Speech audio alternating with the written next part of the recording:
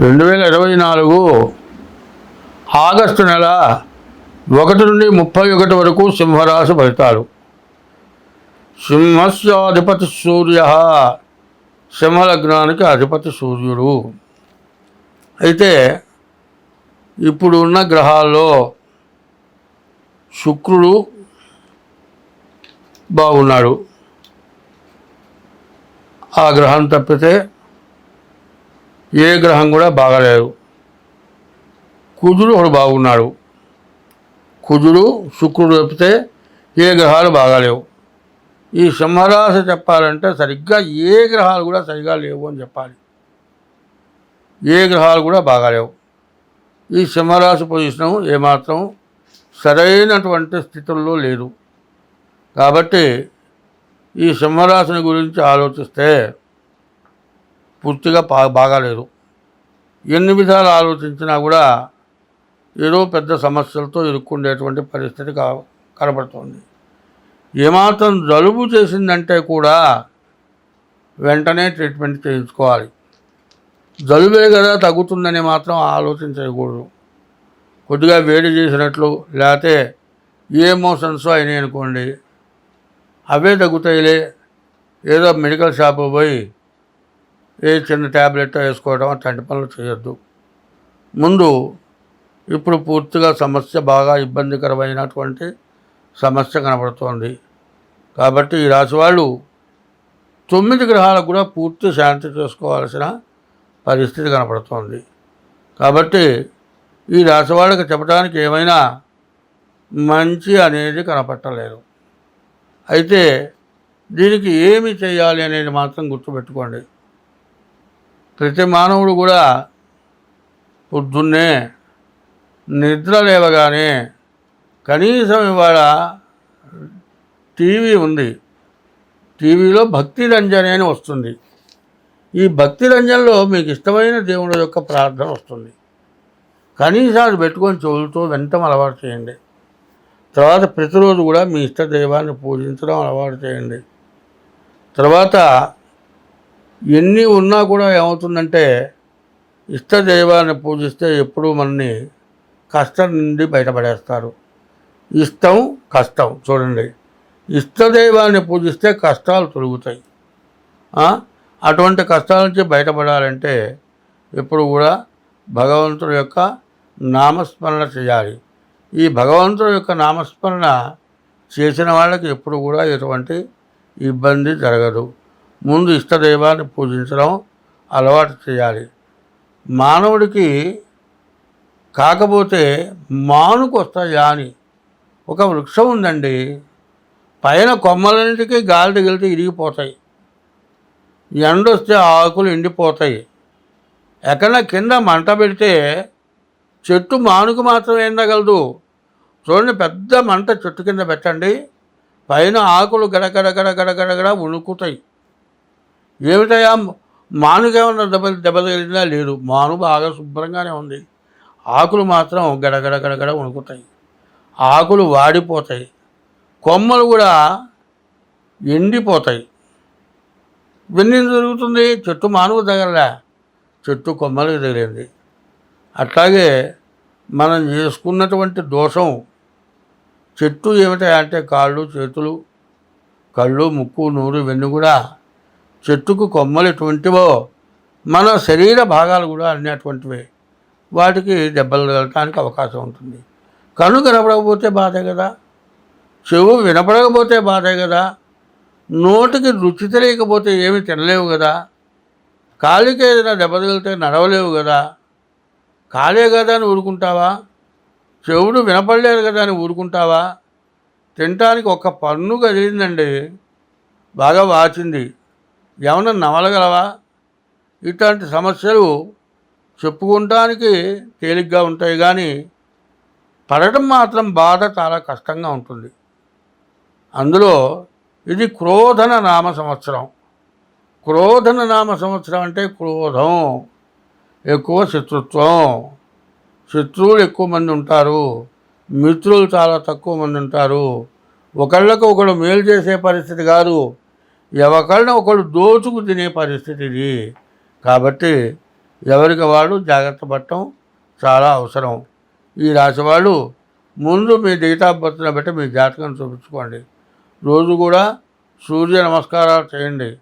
ప్రతిరోజు కూడా బియ్యపు రవ్వ పంచదార కలిపి పుట్టల దగ్గర వేయండి. శివాలయంలో ప్రదక్షిణం చేయండి.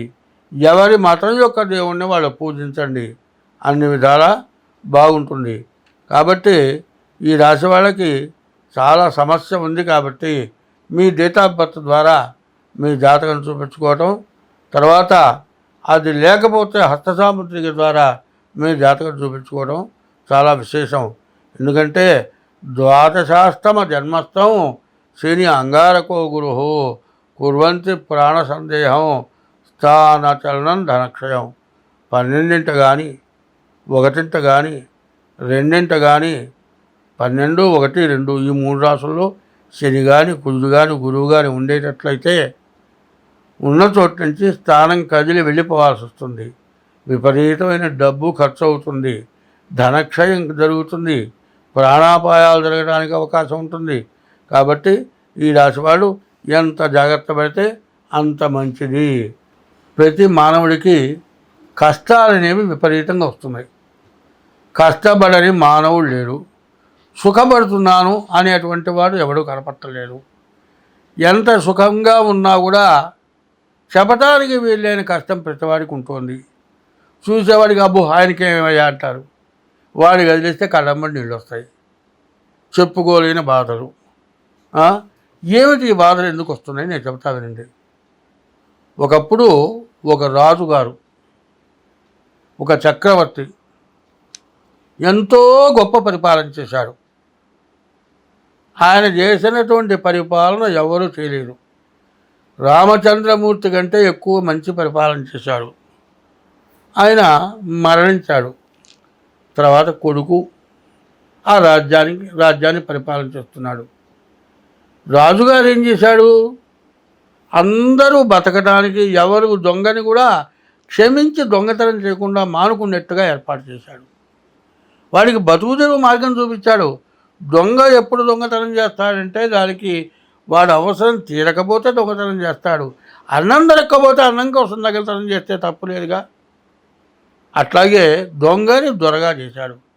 అటువంటి గొప్ప రాజుగారు మరణించిన తర్వాత కొడుకు రాజ్య పరిపాలన చేస్తున్నాడు. కొడుకేంది? గొప్ప వ్యభిచారి, ధనాశాపరుడు, పరమ నీచుడు. కనబడ్డ స్త్రీని వదిలిపెట్టేవాడు కాదు. సంవత్సరానికి 10 సార్లు పన్ను వసూలు చేస్తాడు. ప్రజలకి రోత పుట్టించాడు. శత్రురాజులు వచ్చారు, యుద్ధం చేశారు, రాజ్యాన్ని గెలుచుకున్నారు. తండ్రి ఏమో స్వర్గాన్ని పొందాడు, కొడుకు నీచమైన పనులు చేస్తున్నాడు. చివరికి పరాజులు యుద్ధం చేశారు, గెలిచారు. రాజ్యం కోల్పోయిన దాకా ఈ కొడుక్కి సంతానం లేరు. అడవిలో కందమూలాలు తింటూ మొగుడు పెళ్ళడం బతికేటువంటి టైంలో వాడికి 2 ఆడపిల్లలు పుట్టారు. ఆ 2 ఆడపిల్లలు కూడా చాలా గొప్ప అందగత్తెలు. రాజులు ఎప్పుడు కూడా వేటకు వస్తారు.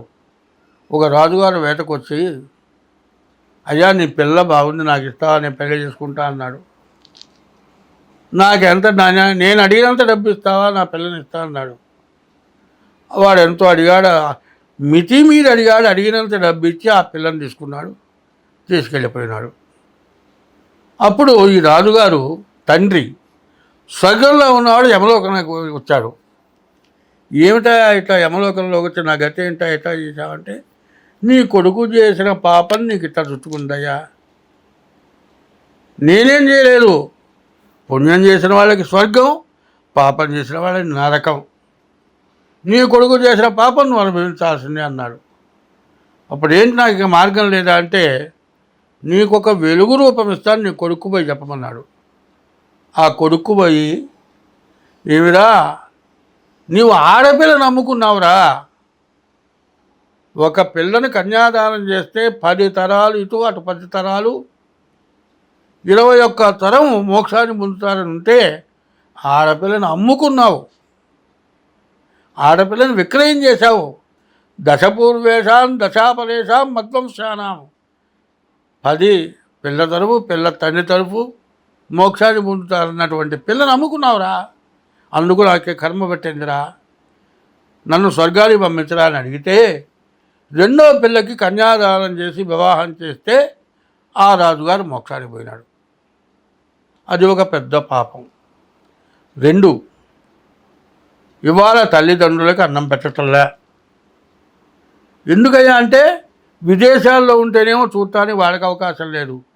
స్వదేశంలో ఉన్న వాళ్ళకి పుట్టిన పిల్లని యూకేజీలో పెడితే యూకేజీలో చేరిస్తే 60,000 70,000. వీళ్ళ సంపాదన వీళ్ళ పిల్లల్ని చదివించడానికి చాలక మేము అన్నం పోతున్నాం అంటున్నారు. మరి మిమ్మల్ని ఎట్టా పెంచితే మీరు పెళ్లి చేసుకొని పిల్లల్ని కన్నారు, మీరు తల్లిదండ్రులకు అన్నం పెట్టలే. అదొక పెద్ద పాపం. మరి తల్లిదండ్రులని ఇబ్బంది పెట్టడం, భార్యని ఇబ్బంది పెట్టడం, భార్య తరఫు వాళ్ళని ఇబ్బంది పెట్టడం, వాళ్ళు ఏమీ తేలేదని వేధించడం, ఆడమనిషిని కొట్టడం చాలా దోషం. స్త్రీ హింస, శిశు హింస చాలా దోషం. భ్రూణ హింస, గర్భిణీలు తీసేయడం ఒక దోషం. గర్భవతి అయినటువంటి స్త్రీని కాలుతో తంతే గర్భస్రావం జరిగితే అది పెద్ద దోషం. ఇటువంటి తెలియని దోషాలు, తెలియకుండా చేస్తున్న దోషాలు అనేకం ఉన్నాయి. మన హిందూ ధర్మంలో ఏం చెప్పారు? అందరూ దైవస్వరూపులే, జీవాత్మ పరమాత్మ అన్నారు. ప్రతి జీవరాశిలో పరమాత్మ ఉన్నాడు. మనం ఏం చేస్తున్నాం? సింహాన్ని పూజిస్తున్నాం, పులిని పూజిస్తున్నాం, సర్పాన్ని పూజిస్తున్నాం, పుట్టను పూజిస్తున్నాం, చెట్టును పూజిస్తున్నాం, మనిషిని పూజిస్తున్నాం, కొండని పూజిస్తున్నాం. అన్నీ కూడా దైవస్వరూపాలను పూజిస్తున్నాం. హిందూ మతం అనాది మతం. ఈ అనాది మతంలో చెప్పినవన్నీ మంచే. ఎవరు మనకు ఏ మతం కూడా మనకు శత్రుత్వం లేదు. అయితే మనం చేసే పాపాలు మనల్ని వేధిస్తూ ఉన్నాయి. కాబట్టి తల్లిదండ్రులకు అన్నం పెట్టకపోయినా దోషమే. సరే, తల్లిదండ్రులకి అన్నం పెట్టామండి, వాళ్ళు మరణించిన తర్వాత ఉత్తర క్రియలు కర్మ చేయాలి. అదైన తర్వాత ప్రతి సంవత్సరం ఆ పోయిన తిథి రోజు తద్దినం అనేది పెట్టాలి. అది ఒక సంవత్సరం వాళ్ళకు ఒక రోజు కింద లెక్క. ఆ తద్దినాలు పెట్టకపోవటం అది పితృదోషం. కాలసర్ప దోషం. కాలసర్ప దోషం ఏంటి? తను వివాహం చేసుకొని ఇంకొక వ్యక్తికి వివాహమైనటువంటి ఆడమనిషిని, పిల్లల గల స్త్రీని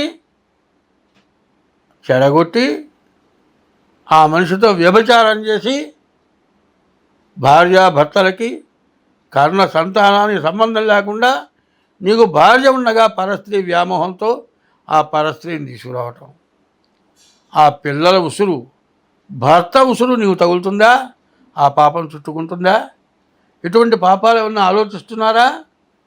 అందుకే ధర్మశాస్త్రంలో చెబుతారు, ఉన్నది పోయింది, ఉంచుకున్నది పోయిందిట.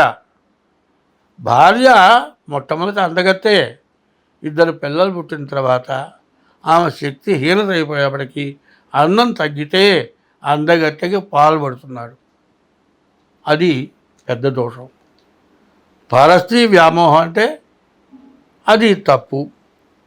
తర్వాత పిల్లలను తల్లిని తీసుకొస్తే పిల్లలు అనాథలైపోయి వాళ్ళ ఉసురు కొట్టి ఇట్లాంటి దోషాలు, అనేక దోషాలు ఉన్నాయి. ఈ దోషాలు పోవాలి అంటే మహారుద్రం అని ఉంది. ఆ మహారుద్రం అనేది మేము చేస్తాం. అది చాలా ఖర్చుతో కూడుకున్నది. అటువంటి మహారుద్రంలో మీ జాతకంలో ఎటువంటి బాధలు ఉన్నా పోతాయి. ఆ మహారుద్రంలో మీరు కలిసి మీ గోత్రనామాలతో చేయించుకోండి. అది చేస్తే మీకు సమస్యలు పోతాయి. కాలసర్ప దోషం ఉంది. రాహుకేతువుల మధ్యలో గ్రహాలు పడ్డాయి. రాహుకేతువుల మధ్యలో గ్రహాలు పడితే కాలసర్ప దోషం. దానికి నవనాగుల పూజ ఉంది, అది చేస్తాము. కుజుడు సప్తమంలో అష్టమంలో ఉంటే కుజ దోషం. ఇటువంటి మహాదోషాలు వేధిస్తున్నాయి. ఈ మహాదోషాలు మన ప్రవర్తన వల్లే జరుగుతూ ఉన్నాయి. కాబట్టి ఎన్ని గ్రహశాంతులు చేసినా పోయినటువంటి వారికి కొన్ని రకాల పూజలు ఉన్నాయి. ఆ పూజలు చేస్తే అన్ని విధాలా బాగుంది. మనం సత్యనారాయణ స్వామి వ్రతం చేస్తూ ఉన్నాం. దాదాపు హిందువుల్లో సత్యనారాయణ స్వామి వ్రతం చేయని వాళ్ళు లేరు. ఈ వ్రతం ఎక్కడి నుంచి చేశారు? ముందు ఋషులు చేశారు, తర్వాత త్రేతాయుగంలో రామచంద్రమూర్తి చేశాడు, ద్వాపర యుగంలో ధర్మరాజు చేశాడు, కలియుగంలో మనం చేస్తూ ఉన్నాం. ఈ సత్యనారాయణ స్వామి వ్రతం 9 అధ్యాయాల వ్రతం కథ ఉంది. ఇప్పుడు 5 అధ్యాయాల వ్రతం కథే చేస్తూ ఉన్నాం. ఆ 9 అధ్యాయాల వ్రతం వేరే ఉంది. ఆ వ్రతం చేసుకున్నా దోషం పోతుంది. నవనాగుల పూజ చేసుకున్నా దోషం పోతుంది. మహారుద్రం చేసుకున్నా దోషం పోతుంది.